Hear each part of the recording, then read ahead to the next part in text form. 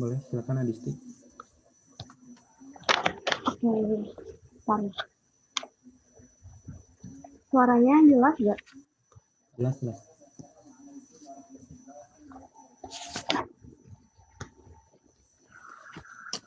Oke. Bismillahirrahmanirrahim. Assalamualaikum warahmatullahi wabarakatuh.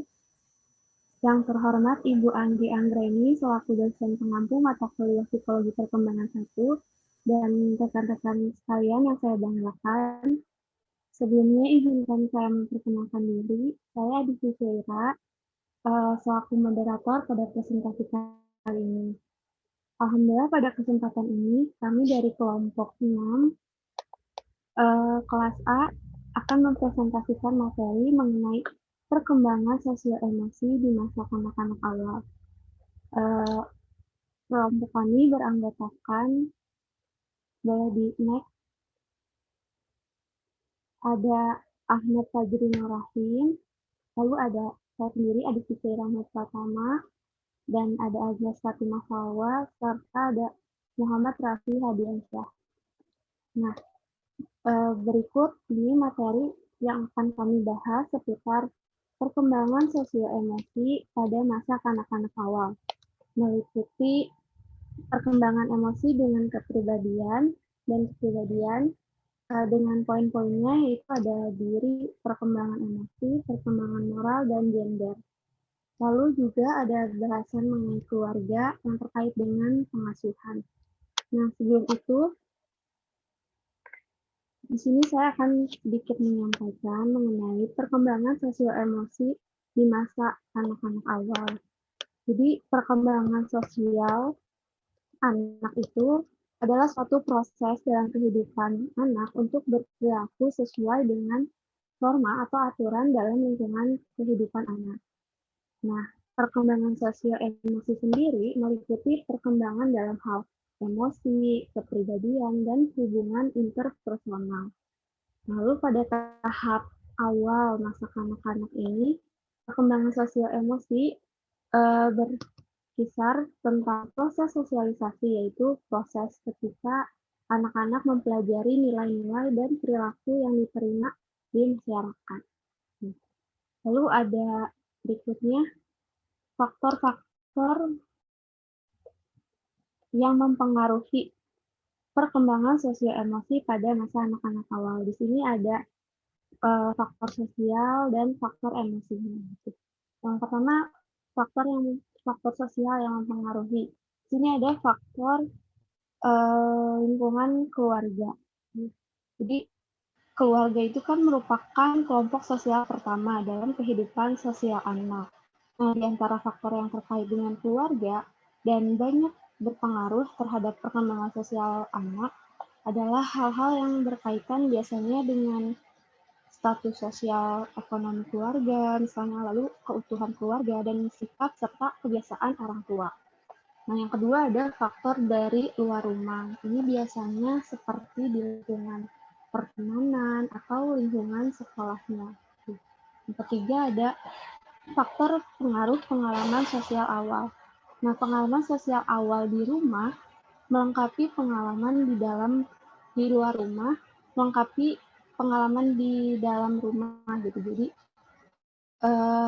ketika seorang anak itu keluar rumah, nanti pengaruh pengalaman sosialnya akan melengkapi pengaruh pengalaman sosial di dalam rumahnya atau di lingkungan keluarganya gitu. Dan juga merupakan penentu yang penting bagi sikap sosial dan pola perilaku anak. Lalu ada faktor emosi yang mempengaruhi emosi gitu. Yang pertama ada keadaan di dalam individu. Jadi keadaan individu pada anak, misalnya contohnya cacat tubuh ataupun kekurangan pada diri seorang anak itu biasanya akan mempengaruhi perkembangan emosionalnya gitu. Bahkan akan berdampak lebih jauh pada kepribadian anak tersebut. Misalnya seorang anak itu jadi rendah diri gitu atau mudah tersinggung atau menarik diri dari lingkungannya.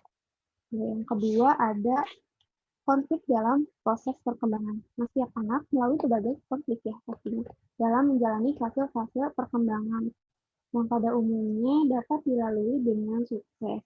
Nah, namun jika anak tidak dapat mengatasi konflik-konflik tersebut, biasanya mengalami gangguan-gangguan emosi. Yang ketiga ada sebab-sebab yang berasal dari lingkungan.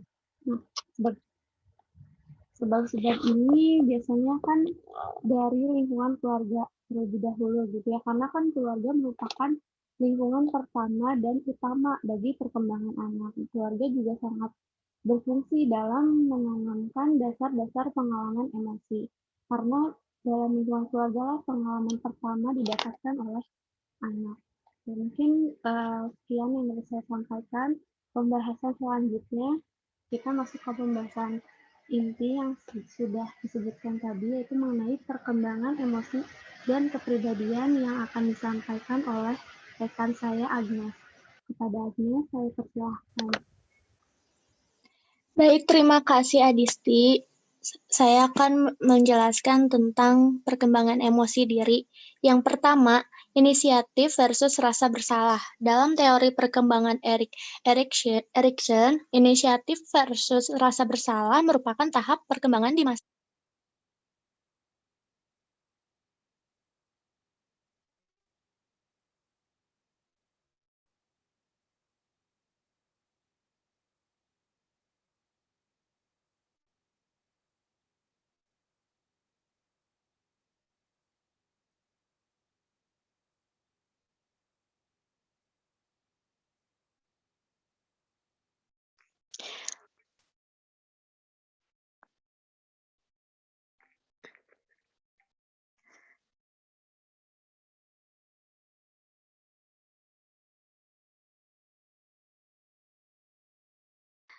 Saya akan menjelaskan tentang perkembangan emosi tentang yang inisiatif versus rasa bersalah.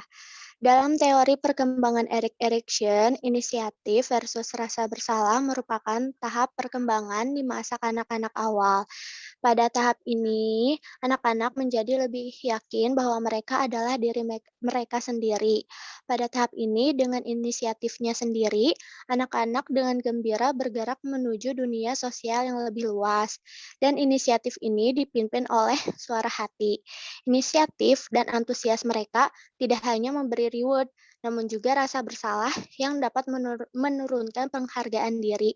Jadi maksudnya tuh pada masa anak-anak itu mereka lebih banyak inisiatif untuk melakukan sesuatu, tetapi kadang inisiatif itu salah dan menimbulkan rasa bersalah pada dirinya. Yang kedua, ada pemahaman diri dan memahami orang lain. Pemahaman diri dalam gambaran Erikson mengenai masa anak-anak awal, orang anak kecil dengan jelas telah mulai mengembangkan pemahaman diri yang merupakan representasi dari diri, substansi, dan isi dari konsepsi diri. Memahami orang lain, anak-anak membuat kemajuan dalam memahami orang lain di masa kanak-kanak awal. Anak pada usia 4-5 tahun tidak hanya mulai menjelaskan diri mereka sendiri dalam istilah sifat-sifat psikologis, namun mereka juga mulai mempersepsikan orang lain. Hal ini yang penting untuk dikembangkan oleh anak-anak adalah pemahaman bahwa seseorang tidak selalu memberikan laporan akurat tentang keyakinan. Jadi, dia tuh memahami diri sendiri bahwa dia tuh anak kecil gitu dan bisa menjelaskan dirinya sendiri. Kalau memahami orang lain, dia tuh paham kayak orang tuanya lagi marah, lagi senang atau gimana gitu. Lanjut, next. Nah, di sini ada perkembangan emosi. Seperti orang dewasa, anak-anak kecil mengalami berbagai emosi dalam kehidupannya. Sehari-hari, perkembangan emosi di masa kanak-kanak awal membuat mereka mencoba untuk memahami reaksi-reaksi emosi orang lain dan mengendalikan emosinya sendiri. Yang pertama, emang ekspresikan emosi. Anak-anak sebenarnya sudah dapat mengalami emosi seperti rasa gembira dan takut. Tapi untuk mengalami emosi-emosi sadar diri anak-anak harus mampu merujuk ke dirinya sendiri dan menyadari dirinya sebagai sosok yang terpisah dari orang lain. Rasa bangga, malu, bersalah, dan contoh Ada dari emosi sadar diri, emosi sadar diri tidak lihat berkembang hingga kesadaran diri. Jadi misalnya tuh dia tuh bisa mengekspresikan dirinya tanpa ada bantuan dari orang lain. Kayak dia melakukan sesuatu, dia tuh kecewa akan dirinya sendiri, merasa marah akan dirinya sendiri, sedih kayak nggak bisa ngapa-ngapain gitu. Nah, boleh next.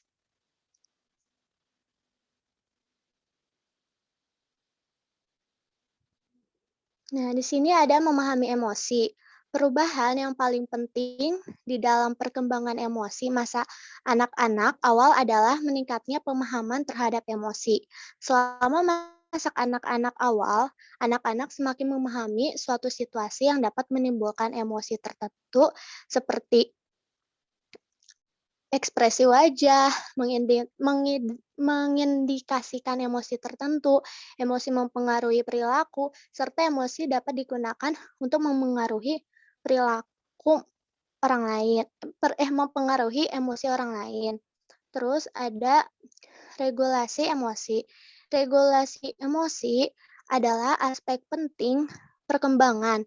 Regulasi emosi berperan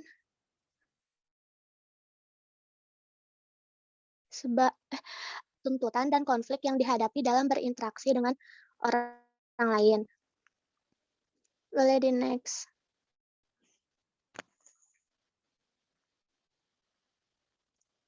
Nah, di sini ada perkembangan moral. Perkembangan moral development mencangkup perkembangan pikiran, perasaan, dan perilaku menurut aturan dan kebiasaan mengenai hal-hal yang seharusnya dilakukan seorang ketika berinteraksi dengan orang lain. Teori-teori perkembangan utama memfokuskan aspek-aspek yang berbeda dari perkembangan moral. Yang pertama ada perasaan moral. Menurut teori psikoanalisis Freud, rasa cemas dan rasa bersalah merupakan hal yang penting dalam menjelaskan perkembangan moral. Menurut Freud, untuk meredakan kecemasan, menghindari hukuman, dan mempertahankan afeksi orang tua, anak-anak beridentifikasi dengan orang tua, internalisasi standar-standar mengenai benar dan salah, sehingga terbentuklah superego. Sebagai elemen moral dari kepribadian, rasa bersalah memotivasi perilaku moral. Meskipun demikian, emosi-emosi lain berkontribusi bagi perkembangan moral anak, termasuk berbagai perasaan positif. Nah, kalau di Freud itu tuh menjelaskan tentang id, id, ego, dan superego. Kayak itu kayak dia tuh lagi menahan lapar. Nah, terus kalau misalnya kebutuhan kayak kebutuhan tidur, lapar, makan. Terus kalau misalnya ego itu ketika lapar kita lagi ada rapat nih, terbantu oleh superego yang superego tuh bilang nanti aja deh pulang dari rapat aja kalau mau makan mah. Nah, kayak gitu. Next, lanjut.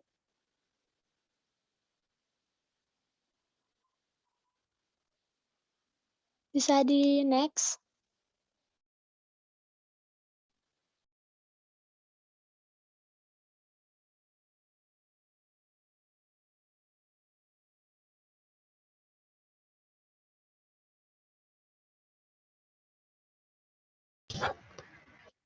Baik, mungkin materi selanjutnya akan disampaikan oleh Fajrin. Kepada Ahmad Fajrin, saya persilahkan. Baik, moderator. Terima kasih atas waktunya. Di sini saya akan melanjutkan materi mengenai perkembangan moral. Aspek yang selanjutnya yaitu penalaran moral. Piaget mempelajari bagaimana anak-anak berpikir mengenai isu-isu moral. Piaget menyimpulkan mengenai moral anak-anak sebagai berikut. Yang pertama, dari usia 4 hingga 7 tahun, anak-anak memperlihatkan moralitas heteronom atau heteronomous morality.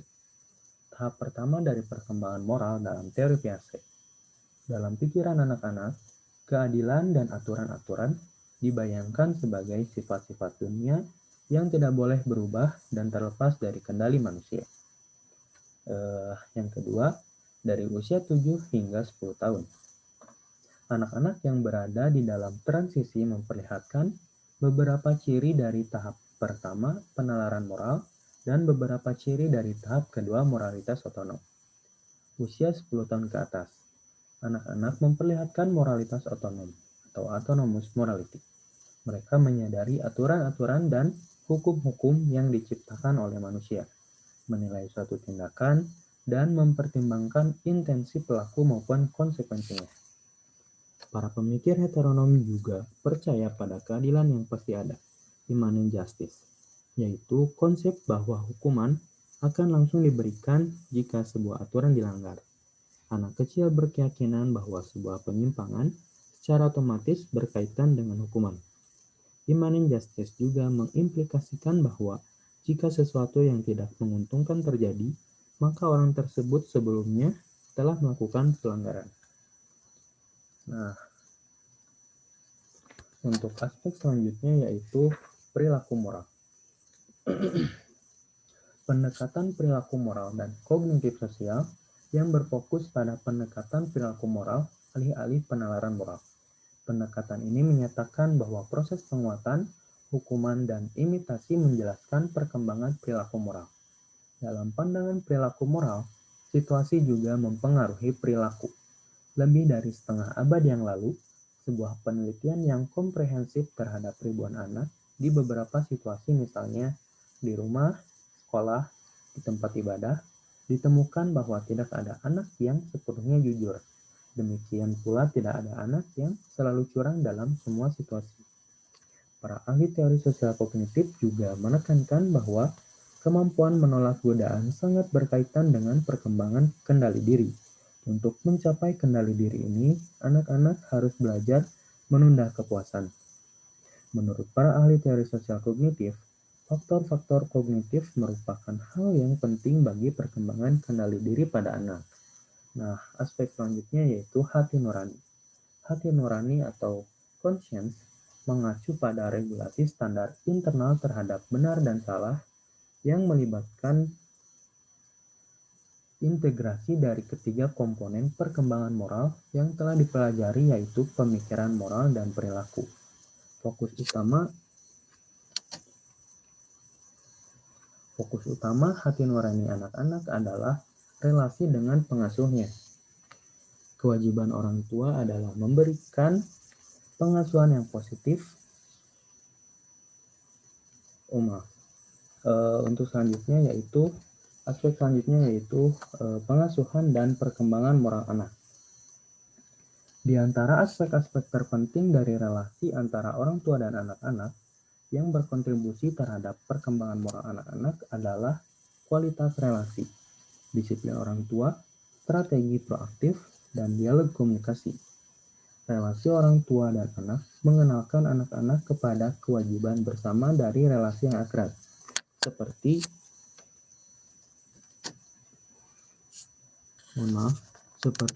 kewajiban orang tua adalah memberikan pengasuhan yang positif dan mengarahkan anak-anak untuk menjadi manusia yang kompeten.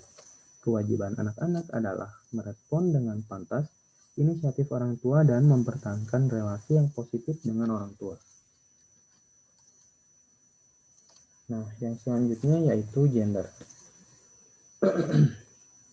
Gender merujuk pada karakteristik orang sebagai pria dan wanita.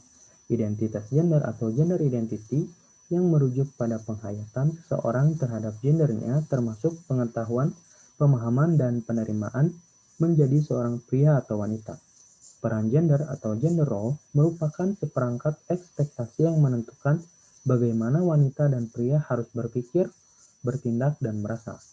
Tipe gender atau gender typing mengacu pada penerapan karakteristik peran tradisional dari maskulin dan feminin. Sebagai contoh, berkelahi adalah karakteristik peran maskulin dan menangis lebih menjadi peran karakteristik dari feminin. Nah, untuk selanjutnya yaitu pengaruh biologis.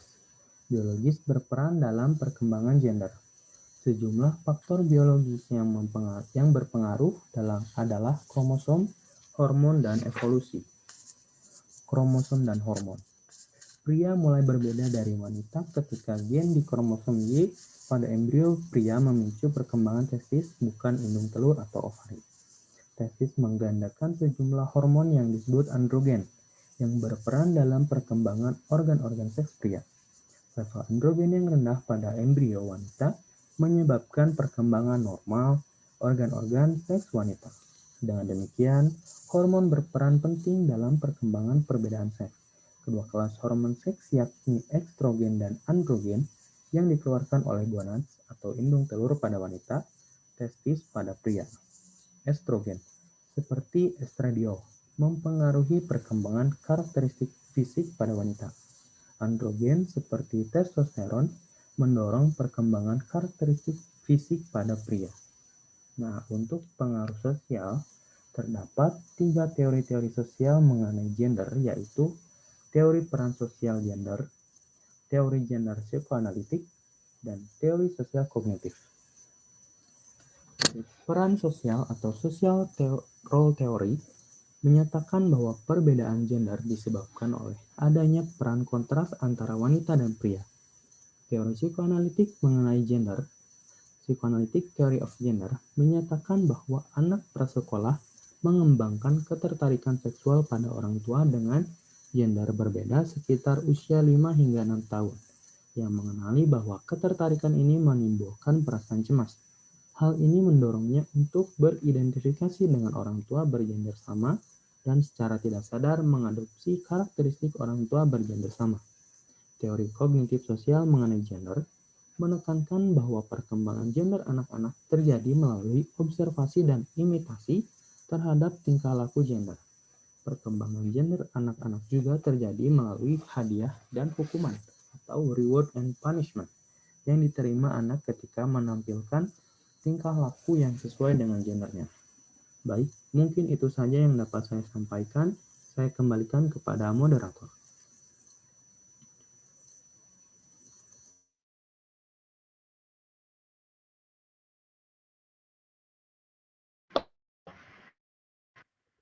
Baik, terima kasih Ahmad Fajrin. Materi selanjutnya akan disampaikan oleh rekan saya, Muhammad Rafiq. Kepada kami Rafiq, saya persilahkan.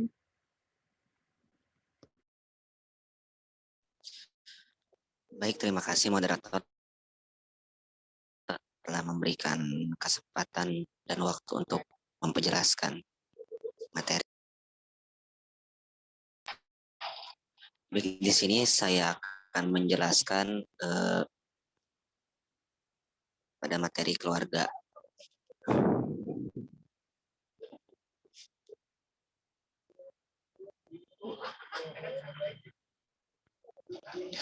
Dalam keluarga ini ada pengasuhan. Menurut teori Benjis, Cowan dan Mangil Evans, pengasuhan yang baik memerlukan waktu dan usaha. Hal yang penting bagi perkembangan anak bukanlah kuantitas waktu yang diluangkan oleh orang tua untuk anak-anaknya, namun kualitas pengasuhan yang jelas itu penting. Selanjutnya ada gaya pengasuhan Baumrind. Diana Baumrind pada tahun 1971 mendeskripsikan mengenai sikap yang perlu dilakukan orang tua terhadap anak, yaitu ada 4 tipe gaya pengasuhan. Yang pertama ada pengasuhan otoritarian atau authoritarian parenting. Gaya pengasuhan yang membatasi dan menghukum, di mana orang tua mendesak anaknya agar mengikuti pengarahan mereka, serta menghormati pekerjaan dan jerih payah mereka. Pada orang tua authoritarian menempatkan batasan-batasan yang tegas pada anak serta tidak banyak memberi peluang kepada anak-anak untuk bermusyawarah. Yang kedua ada pengasuhan otoritatif atau authoritative parenting. Gaya pengasuhan yang mendorong anak-anaknya untuk mandiri, namun masih tetap memberikan batasan terhadap tindakan-tindakan mereka. Jadi, orang tua masih mengizinkan untuk bermusyawarah verbal. Yang ketiga ada pengasuhan yang melahirkan. Gaya pengasuhan di mana orang tua sangat tidak terlibat di dalam kehidupan anak. Pengasuhan ini diasosiasikan dengan anak-anak yang secara sosial tidak kompeten, khususnya dalam hal kurangnya kendali diri. Yang keempat ada pengasuhan yang memanjakan atau indulgent parenting. Gaya pengasuhan ini di mana orang tua sangat terlibat dengan anak-anaknya, namun kurang memberikan tuntutan atau kendali terhadap mereka. Jadi pengasuhan yang memanjakan diasosiasikan dengan anak-anak yang secara sosial tidak kompeten, khususnya dalam hal kurangnya kendali diri.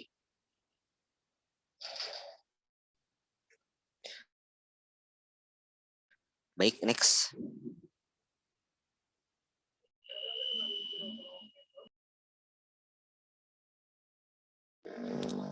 Selanjutnya ada gaya pengasuhan dalam konteks. Penekanan pada sikap hormat dan taat. Meskipun demikian, penekanan gaya ini pada pengasuhan anak lebih cenderung bersifat positif daripada menghukum. Jadi para orang tua itu cenderung lebih mendorong berkembangnya diferensiasi dari diri dan bukannya menekan perkembangan anak. Dalam gaya pengasuhan dalam konteks ini, ada yang dinamakan hukuman. Selama berabad-abad, hukuman fisik seperti memukul dianggap sebuah keharusan dan bahkan metode yang dipilih untuk mendisiplinkan anak-anak. Ada beberapa alasan mengapa memukul anak-anak dan hukuman lain perlu dihindari.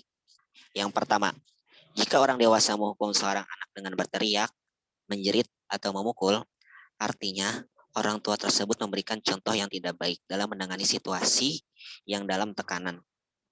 Jadi anak-anak tersebut dapat meniru perilaku yang agresif dan kehilangan kendali tersebut. Yang kedua, ada hukuman dapat menanamkan rasa takut, marah, atau sikap menghindar. Dan yang terakhir, hukuman dapat menyiksa. Tanpa sengaja, orang tua dapat menghukum anaknya hingga di luar batas kewajaran. Knox pada tahun 2010. Jadi untuk mengatasi perilaku tersebut, perilaku yang salah pada anak, sebagian besar psikolog anak menyarankan untuk mengajak anak bernalar, khususnya menjelaskan konsekuensi dari tindakan anak terhadap hal lain. Selanjutnya ada pengasuhan bersama atau co-parenting. Kaitan antara konflik pernikahan dan penggunaan hukuman menekan pentingnya pengasuhan bersama, yakni dukungan yang diberikan oleh masing-masing orang tua terhadap satu sama lain dalam membesarkan anak. Koordinasi yang buruk di antara orang tua, rongrongan salah satu orang tua, kurangnya kooperasi dan kehangatan.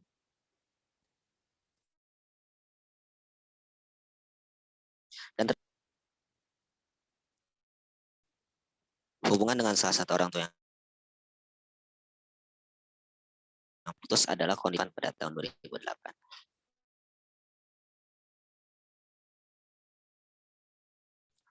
Saya kembalikan kepada moderator.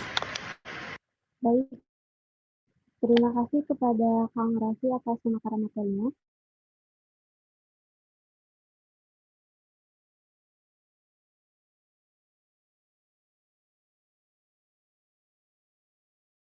Mohon maaf sebelumnya saya agendakan kembali ya kepada Ahmad Fajri.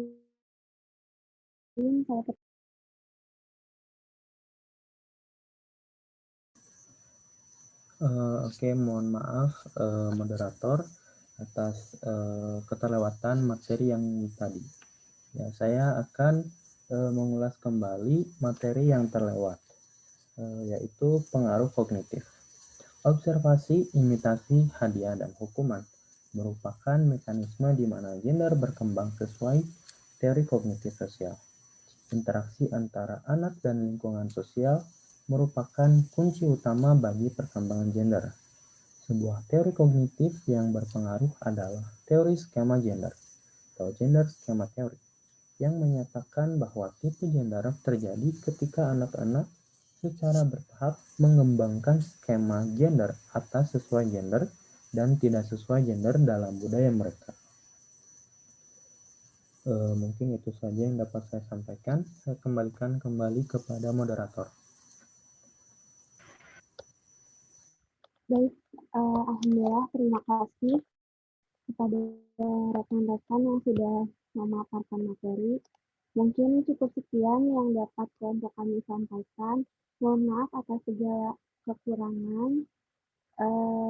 Terima kasih rekan-rekan semua atas perhatiannya. Wassalamualaikum warahmatullahi wabarakatuh.